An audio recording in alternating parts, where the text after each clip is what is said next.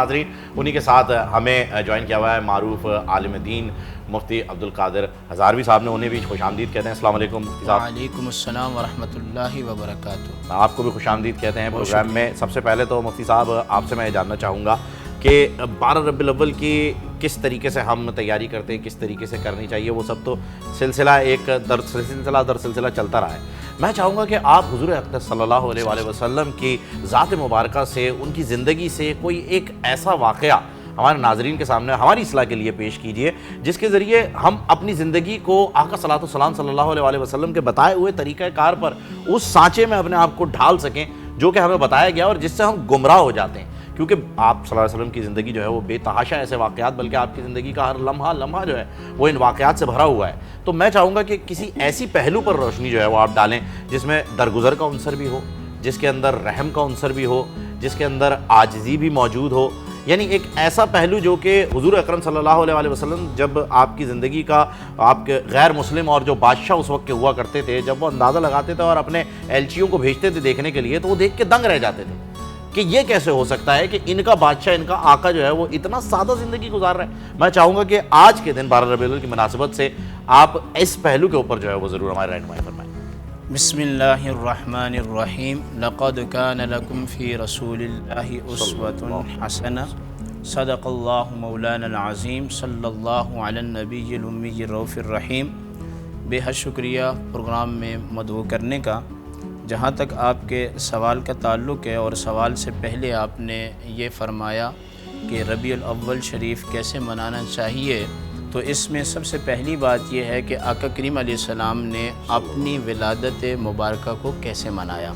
اس سے یہ مسئلہ بھی حل ہو جائے گا کہ میلاد پاک منانا خود رسول خدا صلی اللہ تعالی علیہ وسلم کی سنت مبارکہ ہے۔ بے شک روزہ بھی رکھتے ہیں آپ۔ مسلم شریف کے اندر حدیث موجود ہے، سیدنا ابو قتادہ سے ہے، عرض کی کہ یا رسول اللہ، سئل رسول اللہ صلی اللہ علیہ وسلم عن صوم یوم الاثنین، آپ پیر کے دن روزہ کیوں رکھتے ہیں؟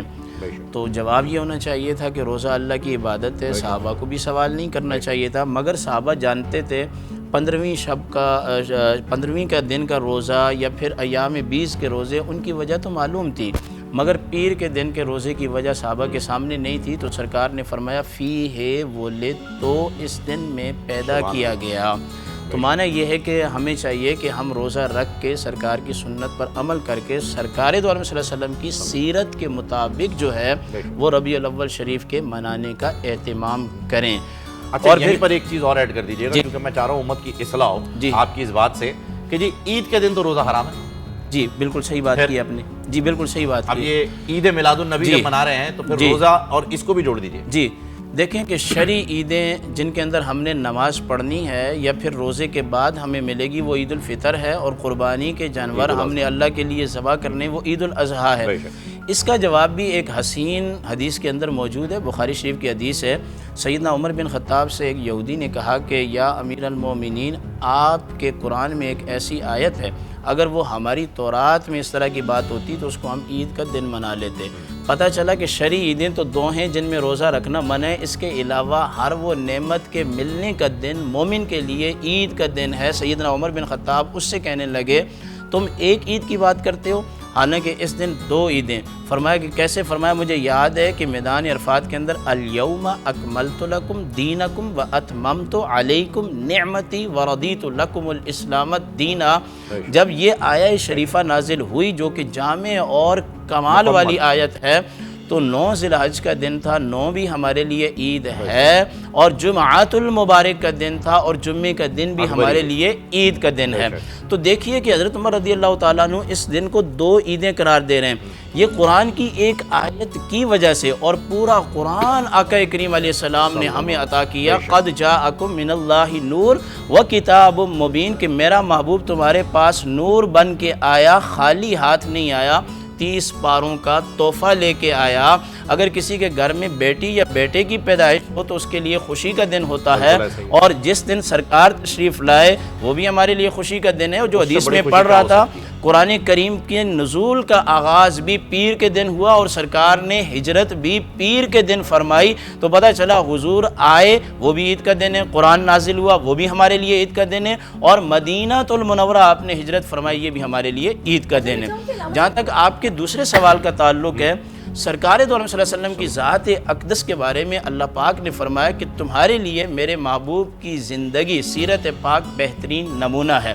اب کوئی بیٹی چاہتی ہے تو وہ سیدہ فاطمہ کو دیکھے اور سرکار کے معاملات کو دیکھے، اگر کوئی بیوی چاہتی ہے تو وہ سیدہ عائشہ، سیدہ خدیجہ الکبریٰ اور سرکار دو عالم صلی اللہ علیہ وسلم کے معاملات کو دیکھے، اگر اولاد چاہتی ہے سیرت مصطفیٰ تو سیدہ حلیمہ سعدیہ اور ان کے جو بچے تھے، کیونکہ حضور علیہ السلام کی والدہ محترمہ اور والد گرامی جو ہیں وہ تو بہت پہلے، والد صاحب تو ولادت سے پہلے ہی چلے گئے تھے، اور والدہ محترمہ جو ہے وہ پیدائش کے فوراً بعد بچپن میں جو ہے وہ چلی گئی تھی۔ کوئی تاجر یہ چاہتا ہے کہ سرکار کی سیرت سے کوئی چیز لے تو اس کے لیے بھی سیرت موجود ہے، حاکم وقت چاہتا ہے تو اس کے لیے بھی موجود ہے۔ جہاں تک آپ نے عاجزی اور رحمت کی بات کی ہے تو فتح مکہ المکرمہ کے موقع پر جب آپ علیہ السلام حرم شریف کی جانب تشریف لا رہے تھے نا، تو عاجزی اور انکساری کتنی تھی کہ علماء نے لکھا ہے کہ آپ علیہ السلام اتنے جھکے ہوئے تھے کہ آپ کی چمکتی دمکتی پیشانی جو کہ خوب روشن ہوا کرتی تھی اور جس سے نور جو ہے وہ نکلا کرتا تھا، وہ جو اونٹ تھا اس کی پلان کی لکڑی کے ساتھ لگ رہی تھی، اتنی عاجزی اور انکساری۔ اور جب آپ حرم شریف کے صحن کے اندر تشریف لائے اور تشریف لانے کے بعد کفار مکہ جمع ہوئے تو آپ علیہ السلام نے فرمایا تم کیا چاہتے ہو، میں تمہارے ساتھ کیا معاملہ کروں گا؟ تو سارے کافروں نے کہا آپ کریموں کی اولاد ہیں، درگزر کرنے والوں کی اولاد ہیں۔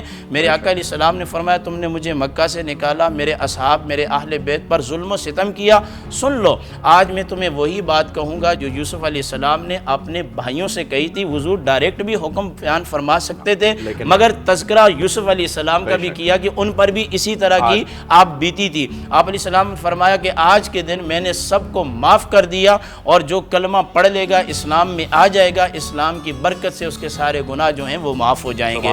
اور دوسری حدیث پاک کے اندر جناب یہ آتا ہے بخاری شریف کی ہے کہ اگر کوئی صحابی حضور علیہ السلام کی بارگاہ میں آتا یا کوئی شخص بھی سوال پوچھتا یا بات کرتا، حضور علیہ السلام اس طرح توجہ کے ساتھ سنتے کہ ہر صحابی مجلس سے اٹھنے کے بعد کہتا کہ یار تم نے دیکھا حضور نے کتنی نظر کرم فرمائی ہے؟ وہ کہتے کہ نہیں بھائی تم پہ ہی نظر کرم نہیں تھی، ہم پہ بھی نظر کرم تھی۔ یہاں تک کہ حضور کی سیرت کی اگر بات کی جائے تو ایک موقع پر آپ علیہ السلام کی ایک باندی جو اتنی باتیں بھی صحیح معنوں میں نہیں کر سکتی تھی، حدیث کے اندر آیا اس نے حضور علیہ السلام کا ہاتھ مبارک پکڑا اور گلی کے نکر پہ جا کے کھڑی ہوگی۔ صحابہ کرام کو اس پر تھوڑا سا ہوا معاملہ کہ یہ ایک عام باندی ہے اور حضور نے اتنا وقت دے دیا، وہ بھی عرب کی دھوپ ہے اور حضور علیہ السلام کھڑے ہوئے ہیں۔ عرض کی یا رسول اللہ یہ ایک باندی تو ہے، یہ ایک غلام تو ہیں لوگ۔ آپ علیہ السلام نے فرمایا نہیں، وما ارسلناک الا رحمت للعالمین، مجھے خدا نے رحمت بنا کے بھیجا ہے، میں غلاموں کے لیے بھی رحمت ہوں، ماں باپ کے لیے بھی میں رحمت ہوں، میں تاجروں کے لیے، میں کافروں کے لیے بھی رحمت ہوں، میں تمام کے لیے رحمت ہوں۔ اور حضور علیہ السلام کی جو رحمت کی صفت ہے نا، اس کا اظہار صحیح معنوں میں فہیم بھائی کب ہوگا؟ کہ جب معاشر کا میدان ہوگا اور سارے لوگ آدم علیہ السلام کے پاس جائیں گے۔ آدم علیہ السلام نفسی نفسی میں مختصر کر رہا ہوں تاکہ اور بھی بات ہو سکے۔ عیسیٰ علیہ السلام کے پاس آئیں گے، عیسیٰ علیہ السلام فرمائیں گے آج ہے تو نفسی نفسی مگر میں تمہیں آمنہ کے لال کا پتہ بتا دیتا ہوں، جاؤ محمد رسول اللہ صلی اللہ علیہ وسلم کے پاس، آقا کریم کے پاس جب تمام لوگ آئیں گے، اول بھی آئیں گے، آخر بھی آئیں گے، اپنے بھی آئیں گے، پرائے بھی آئیں گے، اور عرض کریں گے یا رسول اللہ اللہ سے سفارش کیجئے، اللہ آغاز کرے حساب اور کتاب کا۔ بڑا ہولناک منظر ہے، میرے آقا فرمائیں گے میں ہوں نا تمہارے مسئلے کو اللہ کی بارگاہ میں بیان کرنے والا۔ آتے ہیں وہی جن کو سرکار بلاتے ہیں۔ تو میں چاہوں گا کہ اسی موقع کی مناسبت سے اور اسی واقعے کے ساتھ جو ہے وہ اگر دو اشعار ہو جائیں آپ کی جانب سے تو بڑا خوبصورت ہے۔ محبوب کی محفل کو محبوب سجاتے ہیں، محبوب کی محفل کو محبوب سجاتے ہیں، آتے ہیں وہی جن کو سرکار سرکار بلاتے ہیں آتے ہیں وہی جن کو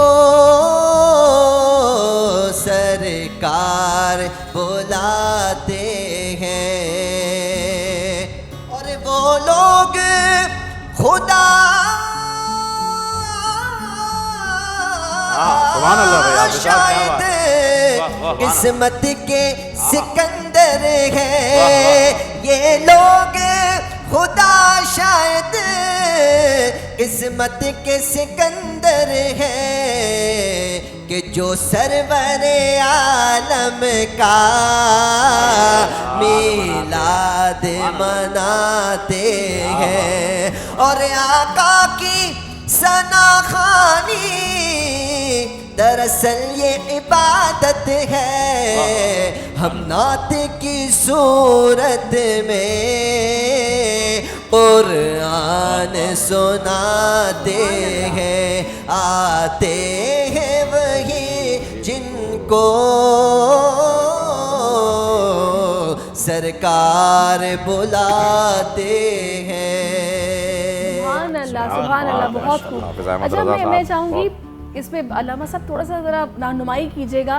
ہم یہ دیکھتے ہیں کہ آقا صلی اللہ علیہ وسلم کی ولادت بھی ہم نے دیکھا کہ ربیع الاول کے مہینے میں ہوئی، پھر وصال بھی ان کا اسی مہینے میں ہوا۔ ویسے تو سارے مہینے ہی حرمت والے مہینے ہیں، لیکن اللہ تبارک و تعالیٰ کی جانب سے خاص کر اسی مہینے کا انتخاب کیوں کیا گیا؟ جی یہ آپ کا اچھا سوال ہے۔ پہلی بات تو ہمیں یہ سمجھ لینی چاہیے کہ قرآن کریم نے 2 نبیوں کی ولادت اور ان کی وفات کا ذکر کیا اور یہ کہا کہ جس دن عیسیٰ علیہ السلام پیدا ہوئے اس دن پر بھی سلام، اور جس دن یحییٰ علیہ السلام پیدا ہوئے اس دن پر بھی سلام، اور جس دن یہ دنیا سے تشریف لے جائیں گے اس دن پر بھی سلام ہو۔ پہلی بات تو یہ کہ 12 ربیع الاول شریف کو سرکار دو عالم صلی اللہ علیہ وسلم کی وفات مبارکہ نہیں ہے۔ تاریخ سیم نہیں ہے، مہینہ سیم ہے۔ جی مہینہ سے، جی 2 یا 3 تاریخ جی جی مہینہ۔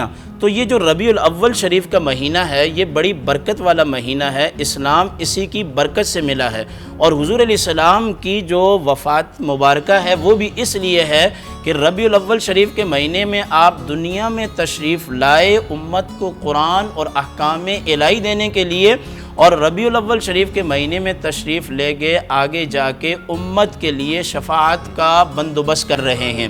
اب آپ کہیں گے یہ آپ نے لفاظی کی ہے، میں نے لفاظی نہیں کی۔ حدیث پاک کے اندر آتا ہے مسلم شریف کی، جب اللہ پاک کسی امت کے ساتھ رحمت کا معاملہ کرتا ہے اس امت میں فتنے پیدا ہونے سے پہلے اس کے نبی کو اپنے پاس اٹھا لیتا ہے۔ وہ نبی وہاں جا کے کرتا کیا ہے کہ میری امت آئے گی تو میں اپنے رب سے اس کے بارے میں شفاعت کروں گا۔ ہم دیکھیں امت محمدیہ میں فتنے بعد میں آئے، سرکار کا وصال پہلے ہوا، باقی جتنے انبیاء کرام ہیں ان کا وصال بعد میں ہوا، امت میں فتنے پہلے آئے، ان کی امتیں ان کی آنکھوں کے سامنے تباہ ہو گئیں، ان کی آنکھوں کی ٹھنڈک بن گئی۔ میرے آقا کا پہلے جانا ربیع الاول شریف کے مہینے میں اس لیے ہے تاکہ وہ آگے جا کے ہمارے لیے شفاعت کا بندوبست۔ سبحان اللہ۔ اور 12 تاریخ تو ثابت بھی ایسے نہیں ہوتی ہے کہ وہ پیر کے دن ہی جو ہے وہ آپ صلی اللہ علیہ وسلم اس دنیا میں تشریف لائے، اور پیر کے دن ہی جو ہے وہ تشریف لے بھی گئے، تو وہ پیر کا دن تو 12 تاریخ کا اس سال میں کسی طریقے سے پڑتا ہی نہیں۔ اچھا یہ 12 تاریخ کی آپ نے بات کی اور کیلکولیٹ کر کے دیکھ لیں، ایک وقفہ جو ہے وہ مفتی صاحب لے لیتے ہیں تاکہ گفتگو جو ہے وہ بیچ میں نہ رکے۔ ناظرین ایک وقفہ جو ہے وہ پروگرام میں شامل کریں گے اور وقفے کے بعد آپ سے ملاقات ہوگی انشاءاللہ، تو پھر نعت رسول کے ساتھ جو ہے وہ ہم آپ کو استقبال کریں گے۔